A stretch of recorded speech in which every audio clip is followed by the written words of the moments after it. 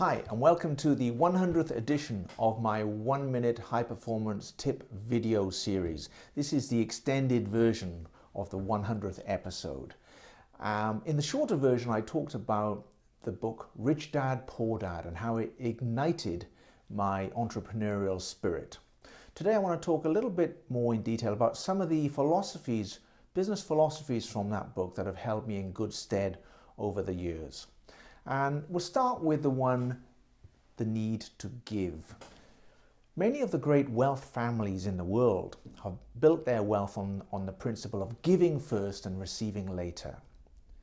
And it's a good one to remember because, it makes you feel so good when you give and you don't expect anything back in return for it. Give first, receive later. Rich Dad, he talks about the journey, going from point A to point B and how you want to get there. Simple concept. If I want to go from Nagoya to Tokyo, there are various vehicles I can use to get me from Nagoya to Tokyo. I could catch a Shinkansen, I could fly, I could ride my bike, which would take me forever, I could get a taxi, which would be very expensive. It's a horses for courses. Whatever suits you, you choose a way of going from point A to point B and you map out your route accordingly and you take small steps to get there. I always like that one, having a vision of moving from point A to point B to achieving your goal or your task, and which vehicle are you going to use to take you there. If it's investing and you want to receive passive income, there are various vehicles you could use. You could invest in real estate. You could set up a franchise business. You could gain royalties from your IP or your inventions. You could invest in stocks or mutual bonds or a whole raft of other vehicles to get you to where you want to go. But it's planning that route out and having some financial intelligence to back up what you're doing. Probably was never one of my strong points. It wasn't, and it still isn't now, but I've had to learn a basic knowledge of financial intelligence to run my business more effectively, how to read a balance sheet, knowing what's going on in the business to effectively take it forward financially. So basic financial intelligence is important as well. Another thing I got from the book that's particularly relevant because I live in Japan is the Japanese they focus on three powers. The first one being the sword, the second one being jewel, and the third one being the mirror. The sword represents the weapons that we fight with every day in business or in sport with whatever we're doing. The jewel represents money, and as the old saying goes, the man who has the gold makes the rules. And the third one is the mirror, where the mirror is a reflection of your self-knowledge, your abilities to self-develop yourself. Self-knowledge is the most cherished by the Japanese of all those three powers, and how we control those powers within our life is important as well. And then Robert Kiyosaki, Rich Dad, went on to talk about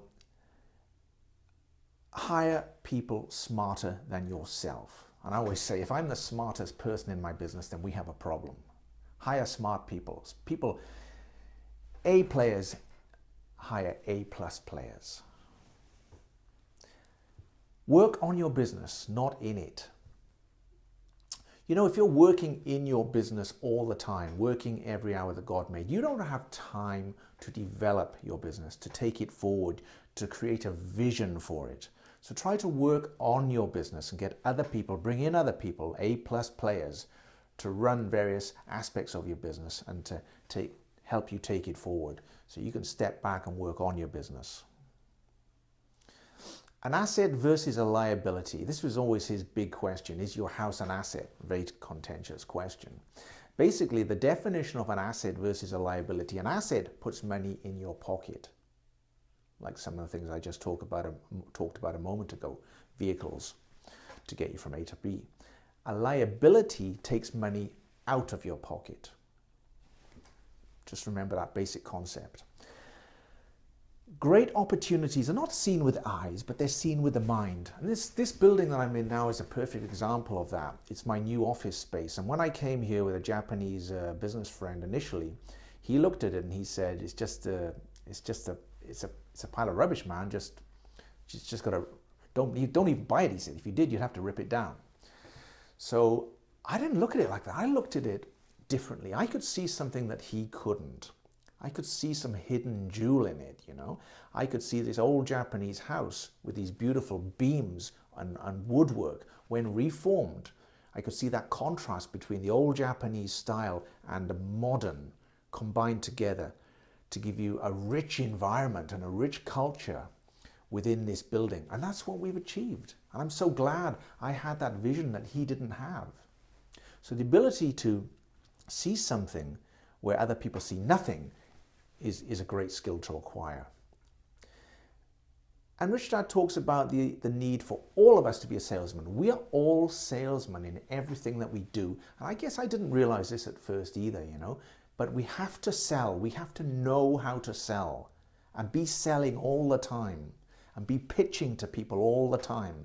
Can you pitch someone in a networking meeting and pitch them in 10 seconds? Tell them exactly, when somebody says to you, what do you do? Can you tell them exactly what you do in 10 seconds and keep them engaged so that they want to keep talking to you and possibly invest with you or buy something from you? These are skills that are really important. He talks about the game of Monopoly. I remember playing Monopoly when I was a kid. We still play it now. It's a great game. It's a great game for learning basic business skills.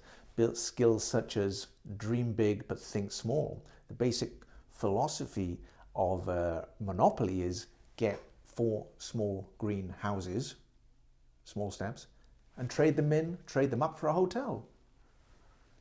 That's all it is, and that's all we do, is we build small blocks and we trade them up for something bigger. And finally, the last one today, he talks about the difference between the rich and the poor. And one of the big differences is how we handle risk and how we handle the fear of failure, because we are all at risk to failing. We are all at risk to losing money. But how we handle that is the difference between whether we become successful, whether we become rich, or whether we don't. So that's just some of the philosophies and tips that have held me in good stead over the last 20 years or so. And you know, a lot of these things that I've talked about today, we teach on the new Tokyo Real Academy, which is being launched at the moment. So keep your eyes open for that. We focus on 4 areas: self-belief, environment, upgrade your peer group, the body and mind, and take action. So if we can help you in any way, we'd be happy to do so. Get in touch with us. Thank you for supporting me on these first 100 episodes, and please, I hope you stay with me for the next 100 plus episodes. Take action and take care.